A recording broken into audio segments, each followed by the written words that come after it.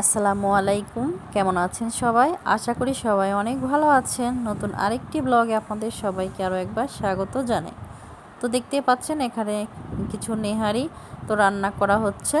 তো যাই হোক, ছোট ছোট টুকরা করে কেটে প্রেসারে সব মশলা, পেঁয়াজ, রসুন, আদা, কাঁচামরিচ, জিরা, সাথে কিছু গরম মশলা, তো সব কিছু দিয়ে প্রেসারে কিছুক্ষণ রান্না করে নেওয়া হয়েছে।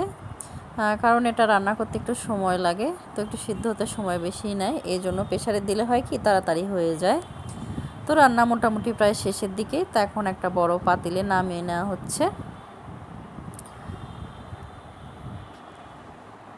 তো পাতিলে নামানোর পরে মাটির চুলায় একটু লো হিটে কিছুক্ষণ রেখে দিতে হবে। তো এটা যত জালে জালে খাওয়া হয় আর কি, তত খেতেই বেশি ভালো লাগে। তো যাই হোক, রান্না মোটামুটি শেষের দিকে ছিল, তো এখন হচ্ছে যে ঝোলটাও ঢেলে দিল। তো এই ঝোলটা খেতে বেশি ভালো লাগে, তো এটা রুটির সাথে খেতে ভালো লাগে।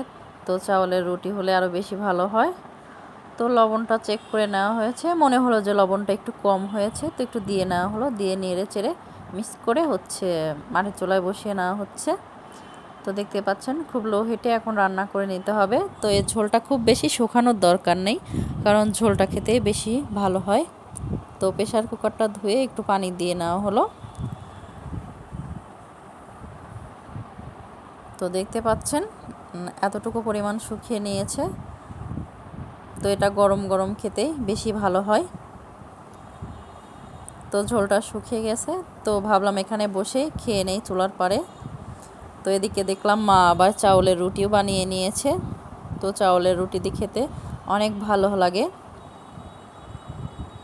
তো আপনি যদি আমার চ্যানেলে আজকেই নতুন এসে থাকেন, চাইলে আমার চ্যানেলটিকে সাবস্ক্রাইব করে নিতে পারেন। আর এই ভিডিওটি যারা ফেসবুক পেজ থেকে দেখছেন, চাইলে তারা পেজটা ফলো দিতে পারেন। আর আপনি যদি অলরেডি সেই কাজটি করে থাকেন, তো আপনাকে জানাই অসংখ্য ধন্যবাদ। তো যাই হোক, আমি একটা বাটি নিয়ে চলে আসছি নিহারি খাওয়ার জন্য। রান্না যেহেতু শেষ, আর এটা গরম গরম খেতেই বেশি ভালো হয়, তো একটা চামচ দিয়ে বাটির মধ্যে বেড়ে নিচ্ছিলাম। তো যতটুকু পরিমাণ খেতে পারবো ততটুকুই নিয়ে নিলাম। নিয়ে এখন হচ্ছে চুলার পাশে বসে খেয়ে নিচ্ছি। অনেক গরম ছিল এটা, আর দেখতেই পাচ্ছেন চাউলের রুটি আর কি, এটা বেশি ভালো লাগে খেতে। তো এখন এটা খেয়ে নেই আর কি। তো যাই হোক, ভিডিওটি প্রথম থেকে শেষ পর্যন্ত দেখার জন্য সবাইকে ধন্যবাদ। আপনাদের সবার সুস্বাস্থ্য ও দীর্ঘায়ু কামনা করে আজকের ব্লগটি আমি এখানেই শেষ করছি। আল্লাহ হাফেজ, আসসালামু আলাইকুম।